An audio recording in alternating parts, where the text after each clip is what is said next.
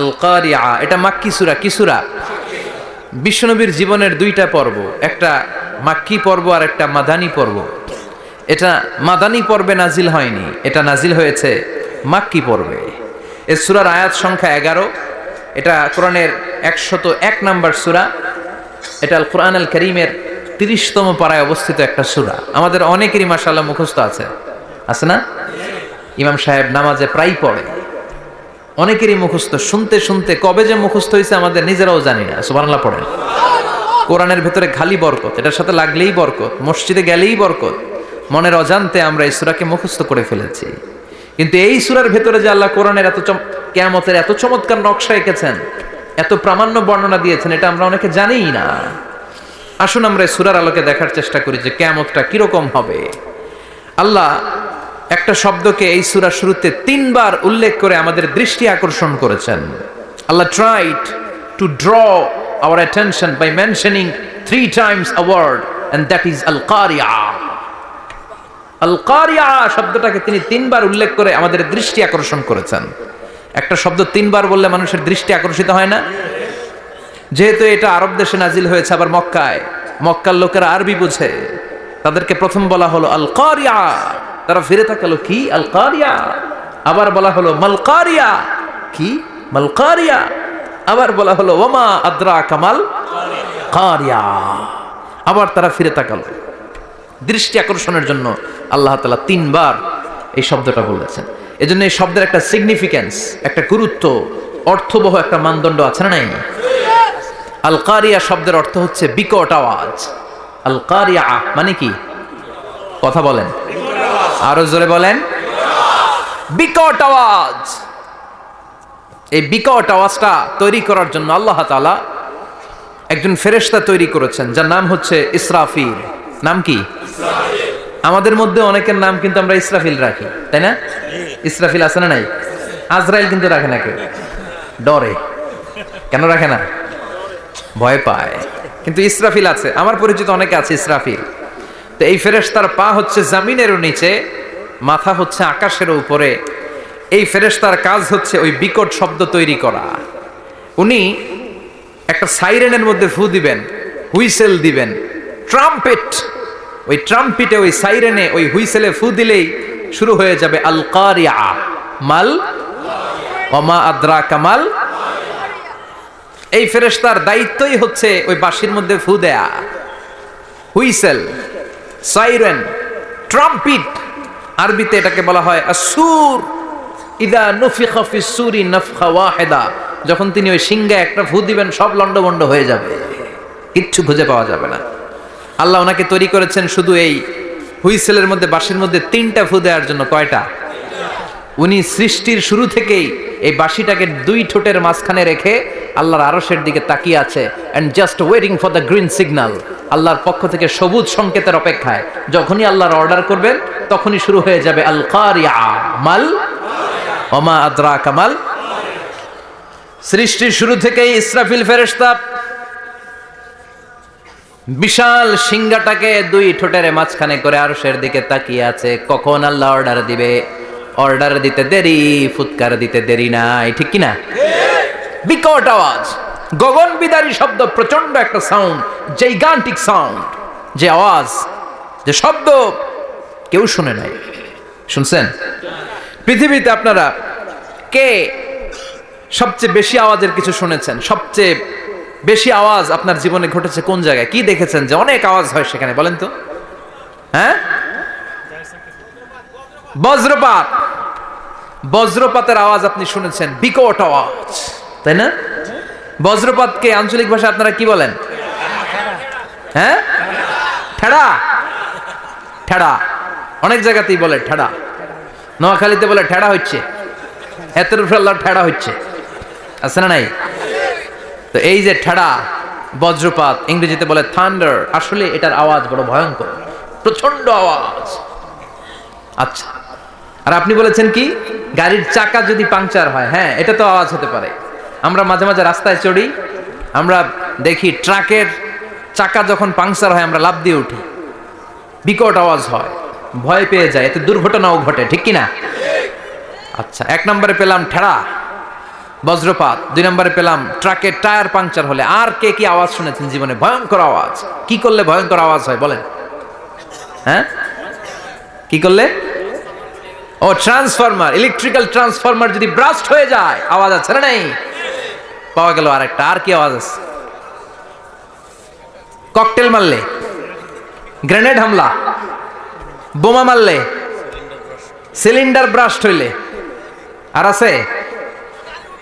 হ্যাঁ, হাই স্কুলে দপ্তরি যখন ঘন্টার মধ্যে বেল বাজায় আওয়াজ আছে না নাই?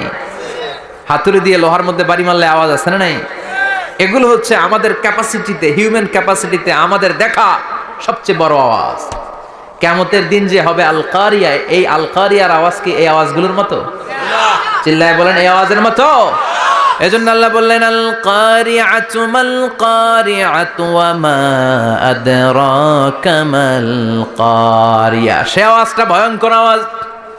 এটা বজ্রপাতের মতো না, এটা ট্রাকের টায়ার পাংচার হলে যে আওয়াজ হয় ওই আওয়াজের মতো না, গ্যাসের সিলিন্ডার ব্রাস্ট হয়ে গেলে যে আওয়াজ হয় ওই আওয়াজের মতো না, প্রাইমারি স্কুলে দপ্তরে যখন ছুটির ঘন্টা বাজায় ওই আওয়াজের মতো না। ওই আওয়াজটা এমন আওয়াজ, ওই আওয়াজ পৃথিবীর কেউ শোনে নাই। সেটার নাম হচ্ছে আল কারিয়া মাল ওমা আদরাকা মাল। বিকট আওয়াজ, বিকট ভয়ঙ্কর ট্রাম্পিট। এই সাইরেনে ফু দেয়া হবে। প্রথম ফু দেওয়ার সাথে সাথেই লন্ডভন্ড হয়ে যাবে। এই ইসরাফিলকে তৈরি করা হয়েছে শুধুমাত্র কেবলমাত্র 3টা ফু দেওয়ার জন্য। চিল্লায় বলতে হবে কয়টা? এই ফেরেশতার আর কোনো কাজ নাই। তার আর কোনো কাজ আছে? ঠিক যে মুহূর্তে, এখন আমার ঘড়িতে বাজে 9:50, রাত 9:50, ঠিক এই মুহূর্তে যখন আমরা তাফসীর শুনছি, ঠিক এই মুহূর্তেও ইসরাফিল ফেরেশতা তাকে 2 ঠোঁটের মধ্যে লাগিয়ে আল্লাহর আরশের দিকে তাকিয়ে আছে। ওই যে সৃষ্টি শুরু থেকে তাকিয়ে আছে, আজ অবধি তাকিয়ে আছে। যখনই গ্রিন সিগন্যাল আসবে মুহূর্তেই শুরু হয়ে যাবে আল কারিয়া মাল ওয়া মা আদরাকা মাল। আল্লাহ বললেন সে আওয়াজটা হবে বড্ড ভয়ঙ্কর। প্রথম ফুৎকার যখন দেয়া হবে এটারে বলে নাফখাতুল ফাজা। দুনিয়ার সব মানুষগুলো অবাক হয়ে যাবে, পুরো পৃথিবীটা কেঁপে উঠবে, পৃথিবীর বিল্ডিং গুলো দুমড়ে মুচড়ে পড়বে, পৃথিবীর বড় বড় যত পাহাড়গুলো আছে তুলার মতো বাতাসে পাহাড়গুলো ধুলিত হতে থাকবে। আল্লাহু আকবার। আল্লাহ বললেন ইয়াউমা ইয়াকুনুন নাসু কাল ফারাশিল মাবথুস ওয়া তাকুনুল জিবালু কাল আহিনিল মানফুশ। সেদিন মানুষগুলো বিক্ষিপ্ত পতঙ্গের মতো নিক্ষিপ্ত হবে যখন আল কারিয়া, এই বিকট আওয়াজটা হবে। শুনতেছেন? মনোযোগ আছে? কথা বুঝতে সমস্যা হচ্ছে না তো? 3টা ফুৎকার। কয়টা? প্রথম ফুৎকার দেওয়ার সাথে সাথে মানুষগুলো বিক্ষিপ্ত পতঙ্গের মতো নিক্ষিপ্ত হবে। এই যে আরামসে বসে আছি, তখন আর বসে থাকা যাবে না। কে ধাক্কা খেয়ে কই চলে যাব টেরই পাওয়া যাবে না। আমরা এই যে বসে আছি এর কারণ হচ্ছে গ্র্যাভিটেশনাল একটা ল আছে, পাওয়ার। এটারে বাংলায় বলে মাধ্যাকর্ষণ শক্তি। কি শক্তি? কথা বলেন। কে আবিষ্কার করছে এটা? হ্যাঁ, কে? বিজ্ঞানী নিউটন, আইজাক নিউটন আবিষ্কার করেছে। আপেলকে সে নিচে পড়তে দেখে গবেষণা করে পেয়েছে গ্র্যাভিটেশনাল পাওয়ার। ওইটা থাকার কারণে পৃথিবীর সেন্টার সবকিছুকে নিচের দিকে টানে, নিজের দিকে টানে, ফলে আমরা বসে আছি। কিন্তু এই মাধ্যাকর্ষণ শক্তির বাইরে যদি আমরা আকাশে উঠে যাই, আর কিন্তু কোনো টানাটানি নাই, আপনি শূন্যে ভেসে থাকবেন। নভোচারীরা মহাশূন্যে যে ভেসে থাকে। কিয়ামতের এই ধাক্কার ভাইব্রেশন যখন শুরু হয়ে যাবে, পুরো পৃথিবীটা মুহূর্তের মধ্যে কেঁপে উঠবে। এমন কম্পন, এমন আওয়াজ পৃথিবীবাসী এর আগে আর শোনে নাই। একটা ধাক্কার চোটে মানুষগুলো ছিটকে কে যেন কই পড়ে যাবে, কেউ টের পাবে না। কে কই চলে গেছে হিসাব নাই। সব থাকবে ওই টাইমে। সব থাকবে না? কেউ থাকবে টয়লেটে, কেউ থাকবে ঘুমে, কেউ থাকবে বাজারে। আপনাদের নিমসার বাজার তো থাকবে তখন, না থাকবে? কই যে লন্ডভন্ড হয়ে যাবে হিসাব নাই। কে যে কোথায় ছিটকে পড়বে আমরা জানি না। বিক্ষিপ্ত পতঙ্গের মতো আমরা নিক্ষিপ্ত হব। শীতকালে আমার দেশের ছেলেরা রাত্রেবেলা ব্যাডমিন্টন খেলে, র্যাকেট খেলে না? নিমসারে বোধহয় খেলে টেলে না? খেলে তো। ওরা বাঁশ গেড়ে দেয় ক্ষেতের মাঝখানে। কি গাড়ে? এরপরে বাঁশের মধ্যে লাগায় কি? লাইট। লাইটগুলো লাগালে দেখবেন ক্ষেতের গ্রামের পোকাগুলো এসে লাইটের মধ্যে ছিটকে ছিটকে পড়ে। আমাদের অবস্থায় পোকার মতো হবে তখন। আল্লাহ সেটাই বললেন, ইয়াউমা ইয়াকুনুন নাসু কাল ফারাশিল মাবথুস। বিক্ষিপ্ত পতঙ্গের মতো মানুষগুলো নিক্ষিপ্ত হবে। ওয়াতাকুনুল জিবালু কাল আহিনিল মানফুশ, তুলাকে যখন পিটানো হয়, ধ্বনিত করা হয়, দেখবেন তুলার ছোট ছোট কণা বাতাসের মধ্যে ভাসতে থাকে, ফু মারলে আরো দূরে যায়, আরো বাতাস আসলে উড়ে উড়ে যে কোথায় চলে যায় টের পাওয়া যায় না। সুবহানাল্লাহ। বিশাল বিশাল পাহাড়গুলো এরকম ধ্বনিত তুলার মতো শূন্যে উঠতে থাকবে, একটা পাহাড়ও টিকবে না। বাংলাদেশের সবচেয়ে বড় পাহাড়ের নাম কি জানেন? তাজিং ডং পর্বত, কিন্তু সবচেয়ে বড় পাহাড় হচ্ছে গারো পাহাড়, ময়মনসিংহের। ওটা থাকবে কিয়ামতের দিন? আল কারিয়া, আল কারিয়ার সময় টিকবে ওইটা? তাজিং ডং বিজয় সবচেয়ে বড় পর্বত শৃঙ্গ, কোথায় এটা? বান্দরবান। এটা টিকবে? কেউকারাডাং একটা আছে না, চিম্বুক আছে না, টিকবে? টিকবে না। পৃথিবীর সবচেয়ে বড় পাহাড় মাউন্ট এভারেস্ট নেপালে 29,035 ফিট উঁচু, টিকবে? ইউরোপের সবচেয়ে বড় পাহাড় আল্পস পর্বতমালা, টিকবে না। আমেরিকার সবচেয়ে বড় পাহাড় আলাস্কা পর্বতমালা, টিকবে না। আরব বিশ্বে বিশাল একটা মাউন্টেন রেঞ্জ আছে, ওইটার নাম তুর পাহাড়, ওইটাও টিকবে না। একটা পাহাড়ও থাকবে না, পাহাড়গুলো ভেঙে দুমড়ে মুচড়ে তুলার মতো ধ্বনিত হতে থাকবে। চিৎকার করে পড়েন আল্লাহু আকবার। এই যে 5 তলা 7 তলা 10 তলা দেদারসে টাওয়ার উঠতে শুরু করেছে, বিল্ডিং বাড়তে শুরু করেছে, কিয়ামত যখন শুরু হবে, আল কারিয়া যখন শুরু হয়ে যাবে, রব্বুল আলামিন পুরো পৃথিবীটারে ধরে একটা ঝাঁকুনি মারবে। ওই ঝাঁকুনির চুটে 8 তলা 10 তলা বিল্ডিং গুলো টিকবে নাকি? 30 তলা 50 তলা হলে তো আর ভাঙবে না। বুর্জ আল খলিফা ভাঙবে না। দুবাইয়ের বুর্জ আল খলিফা সবচেয়ে উঁচু টাওয়ার, এটা কিংডম টাওয়ার, এটা নাকি আরো উঁচু হবে, 1000 মিটার উঁচু হবে। তাইপেডাং 101, মালয়েশিয়ার Petronas twin tower, Shanghai tower, কাবা ঘরের পাশে বুর্জ আল খলিফা, যেটা সবাই বলে জমজম টাওয়ার, টিকবে? কথা বলেন, টিকবে? আল্লাহ বললেন ইযা জুলজিলাতিল আরদু জিলজালাহা ওয়া আখরাজাতিল আরদু আসকালাহা ইযা রুজ্জাতিল আরদু রাজ্জাও ওয়া বুসাতিল জিবালু বাসসা। সেদিন পৃথিবীটারে কাঁপিয়ে দেয়া হবে, পুরো পৃথিবী নড়ে চড়ে উঠবে, টাওয়ারগুলো ভেঙে খান খান, পাহাড়গুলো ভেঙে দুমড়ে মুচড়ে যাবে, মানুষগুলো বিক্ষিপ্ত পতঙ্গের মতো নিক্ষিপ্ত হবে, সাগরের পানির মাঝখানে দাউ দাউ দাউ দাউ দাউ দাউ করে আগুন জ্বলতে শুরু করে দিবে। আল্লাহু আকবার। নকশা কে দিছেন আল্লাহ? নকশা কে দিছেন না? সুবহানাল্লাহ পড়েন।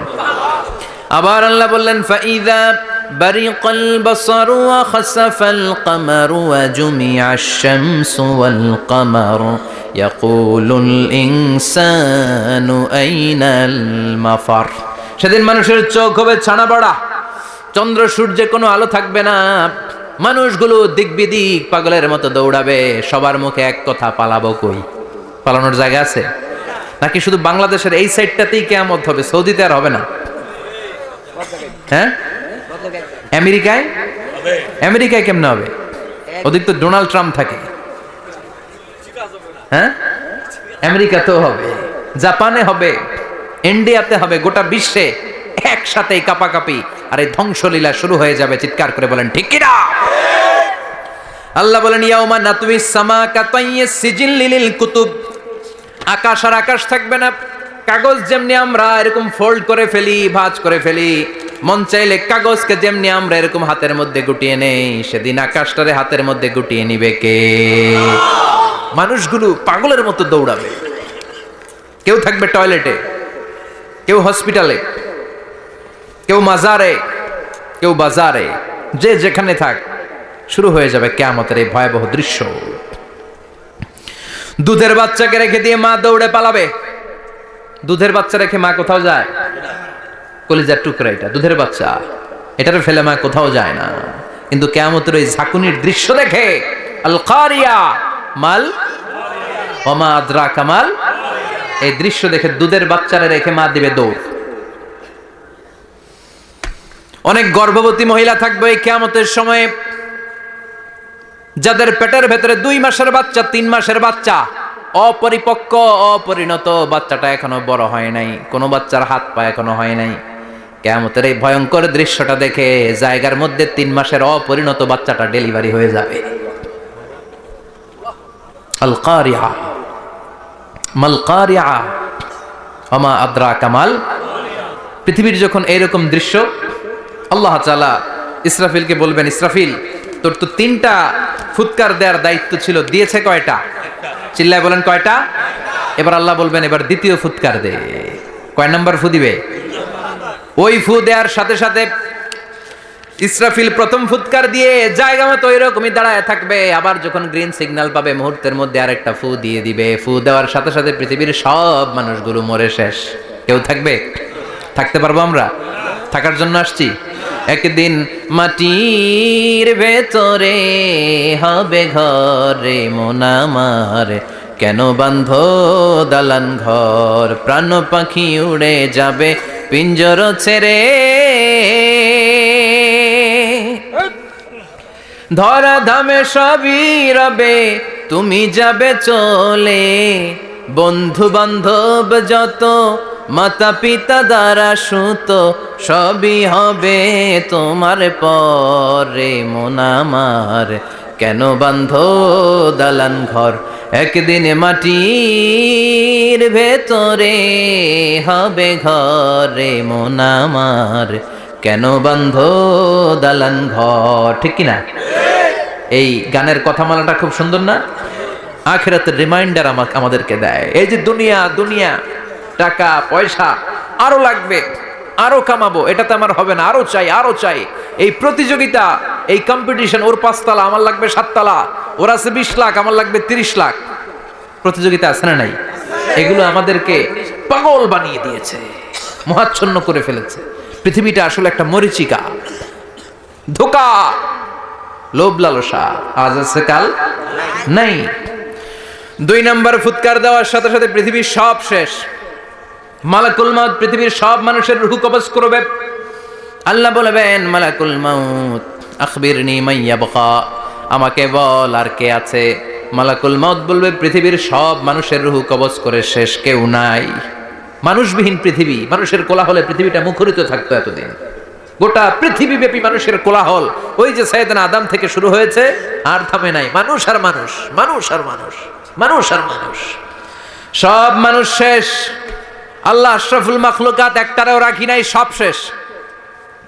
শুধু আছে জিন জাতি। আল্লাহ বলবেন, যাও এবার জিন জাতি ধরো, জিনদের রূহ কবজ করো। মালাকুল মাউত কিন্তু জিনদের রূহ কবজ করে। ওমা খলাকতুল জিন্না ওয়াল ইনসা ইল্লা লিয়াবুদুন। জিন জাতি আর মানব জাতি, এই 2 জাতিকে আল্লাহ তাআলা তৈরি করেছে কার ইবাদতের জন্য। আমরা যেমনি নামাজ পড়ি, জিনেরাও নামাজ পড়ে। আমরা যেমনি রমাদানের রোজা রাখি, জিনেরাও রমাদানের ফরজ রোজা রাখতে হয়। আমরা যেমনি হজ করি, জিনেরাও হজ করে। আমরা যেমনি আরাফার দিনে কাঁদতে কাঁদতে আল্লাহর কাছে দোয়া করি, আল্লাহ লাব্বাইক করে, জিনেরাও পড়ে। আমরা দেখি না, এদের দেখা যায়? দেখা যায় না। জিসমুন নারিয়ুন, আগুনের তৈরি ওদের দেহ। ইয়াতাশাক্কালু বিআশকালিন মুখতালিফা, বিভিন্ন কালার ধারণ করতে পারে, বিভিন্ন রং ধারণ করতে পারে। জিনের সংজ্ঞা হচ্ছে জিসমুন নারিয়ুন ইয়াতাশাক্কালু বিআশকালিন মুখতালিফা, আগুনের তৈরি এক সৃষ্টি। বিভিন্ন সূরত তারা নিতে পারে, মানুষের সূরত নিতে পারে, প্রাণীর সূরত নিতে পারে। ঠিক কি না? মালাকুল মাউত জিন জাতি হত্যা করতে শুরু করবেন, রূহ কবজ করবেন। করতে করতে সব শেষ।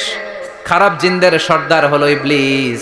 সব জিনদেরকে মারতে যত কষ্ট দেয়া হয়েছে, সবচেয়ে বেশি কষ্ট দিয়ে ইবলিসের রূহ কবজ করে ফেলা হবে। ইবলিস আর নাই, মানুষও নাই, জিনও নাই, পশু পাখি কিচ্ছু নাই। আল্লাহ বলবেন, ইয়া মালাকাল মাউত আখবিরনি মাইয়াবকা, অনেক দায়িত্ব পালন করেছিস তুই। মানুষ মারলি, জিন মারলি, মৎস্যকুল মারলি, পাখি মারলি, সব মারলি, এবার আর কে বেঁচে আছে বল। মালাকুল মাউত বলবে, আল্লাহ আর কেউ নাই, খালি ফেরেশতারা আছে। কারা আছে? মালাইকা। আল্লাহ বলবে, যা এবার ফেরেশতাদের গোষ্ঠী শেষ কর। মালাকুল মাউত একটার পর একটা ফেরেশতার রূহ কবজ করবে, একটার পর একটা, একটার পর একটা করতে করতে সব ফেরেশতা। ফেরেশতাদের সংজ্ঞা হচ্ছে জিসমুন নূরিয়ুন ইয়াতাশাক্কালু বিআশকালিন মুখতালিফা, আলোর তৈরি, নূরের তৈরি একটা দেহ, চাইলে বিভিন্ন সূরত ধারণ করতে পারে। জিন আর ফেরেশতার পার্থক্য বুঝেছেন? জিন কিসের তৈরি? আগুন, জিসমুন নারিয়ুন। আর ফেরেশতা হচ্ছে জিসমুন নূরিয়ুন, নূর দিয়ে তৈরি। একের পর এক ফেরেশতা সবার করা হবে। এবার আল্লাহ বলবেন, ইয়া মালাকাল মাউত আখবিরনি মাইয়াবকা, আর কে কে বেঁচে আছে বল। মালাকুল মাউত বলবে মাবুদ কেউ নাই, মানুষ নাই, জিন নাই, ফেরেশতাও নাই, শুধু আমার তিনজন কলিগ বাকি। কয়জন? জোরে বলেন কয়জন? জিব্রাইল বাকি, ইসরাফিল বাকি, মিকাইল আর আমি আজরাইল। আল্লাহ বলবে মিকাইলের রূহ কবজ করে নিয়ে আয়। যে মিকাইল আমার আদেশে পৃথিবীতে বৃষ্টি ঝরাতো, আমার আদেশে ক্ষেত খামারে ফসলের ব্যবস্থা করে দিত, আমার আদেশে মানুষের রিজিকের হিসাব রাখতো, এই মিকাইলের রূহ কবজ করে নিয়ে আয়। এক নাম্বার কলিগ শেষ। কলিগ বুঝেন তো? সহকর্মী। কলিগ মানে কি? সহকর্মী। এক নাম্বার কলিগ নাই। আল্লাহ বলবে যা এবার ইসরাফিলের রূহ কবজ কর। ইসরাফিল ফেরেশতা তখনও আল্লাহর আরশের দিকে ঠোঁটের মাঝখানে বিশাল সিংহটা নিয়ে তাকিয়ে আছে। ওই মুহূর্তে মালাকুল মাউত যে সালাম দিয়ে রূহটা কবজ করে ফেলবে। ইসরাফিলও নাই। ইসরাফিলও নাই। আল্লাহ বলবে যা দুনিয়ার সব নবীদের কাছে ওহী দিয়ে, কোরআন দিয়ে, ইনজিল দিয়ে, তাওরাত দিয়ে, জাবুর দিয়ে আমি যেই ফেরেশতারা পাঠাতাম, ওই রূহুল আমিন জিব্রাইলের রূহটাও কবজ করে নিয়ে আয়। জিব্রাইলের রূহ কবজ হয়ে যাবে। এবার তিনজন কলিগই শেষ। আছে কেউ? আছে?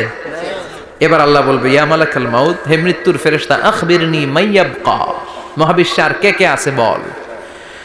আজরাইল বলবে কেউ নাই, মানুষ নাই, জিন নাই, ফেরেশতা নাই, আমার কলিগরাও নাই, আমি বড় একা। এখন আমি একা হয়ে গেছি। আল্লাহ আছি শুধু আমি, মালাকুল মাউত তোমার হুকুমের গোলাম, আর আনতাল হাইয়ুল কাইয়ুম তুমি শাশ্বত চিরঞ্জীব, তুমি তো মরবা না, আমি আছি। আল্লাহ ভাবছে উনিও থাকবে, উনি আর আল্লাহ থাকবে। আল্লাহ বলবে মালাকুল মাউত এবার তুই মর, এবার তুই মর। এই কথা শুনে মালাকুল মাউতের খিচুনি উঠে যাবে। আজীবন মারছে, আজকে মরবে। খিচুনি উঠে যাবে, জ্বর এসে যাবে, কাঁপুনি ছুটে যাবে।